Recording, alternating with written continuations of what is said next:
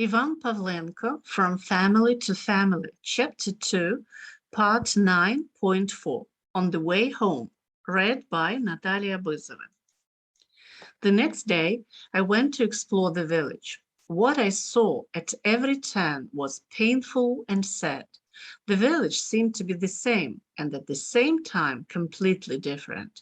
I always lived in it and remembered it spring summer-like, green, with moonlit nights, and вечорниці, evening youth gatherings.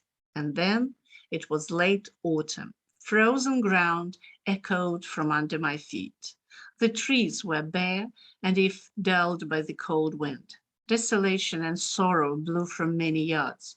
Before the war, the village had been crowded and bustling. No matter how hard people lived, the courtyards of the streets were well entwined with branches, and then they were old, bent, and barely kept on rotten pegs erected by women's hands. The tops of the barns, covered with straw, shone in places with rafters, as if with bare ribs, and yet the people, thin, exhausted, and scantily clad, smiled amiably at the meetings, rejoiced that the war had been over, and expressed the hope that from then on everything would be better. This is how man has always lived, with that hope, because if he had known in advance that it would be even harder for him the following day, he might have hung himself that day. And so he lives, works hard till death, because there is hope. Picturesque forests had been growing all over the foothills above Zaozirщина before the war. Заразомів, Набивайлів, Мартюків, Горошків, Бандуров, Aspen. They had towered over the village like green decorations, protecting it from the piercing autumn and winter winds. And now they were left with only stumps and bushes.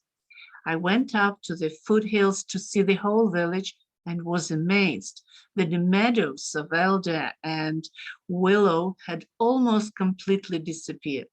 Earlier, they had surrounded the village from the east with a solid green wall along its entire length from the village wall to западне. Then there were only small elder islands and isolated willows, between which the once invisible village of Yiskivci could be seen from behind the river Sula. In the Nightingale Grove, which adjoined Mihalivщина and Semenkivщина, some low growing trees and bushes also remained. And there had been tall birches, lindens, aspens, willows, and long rows of viburnums planted by unknown people. Everything had been cut down by the ruthless axe of a two-legged predator. The Lochwitzer occupation authorities had begun, and then, in order to prevent foreigners from getting it, the local people started sawing and chopping. Something was burnt in their own homes, and something was taken to the market in the form of building materials and fuel. And what tall and slender elders had been along the river banks, what rows of willows had been near the Sulitsa and the Perevoloka. While swimming, we teenagers had dived into the water. There I often fished with a fishing rod. The Sulitsa was then full of water, clean. From it to the grove under a solid green tent, it was dark and damp. And in the spring, the water flooded the banks and some gardens. There was a great variety of frogs and wetland birds. From there, on warm May nights, a frog-like crow, crow, crow had been heard, and a nightingale's chirping rang out from the lakeside forest. This is how my native village lives in my memory. The ancient nest of my parents, grandparents, and great-grandparents, as well as of my childhood and youth. 1991, Kiev.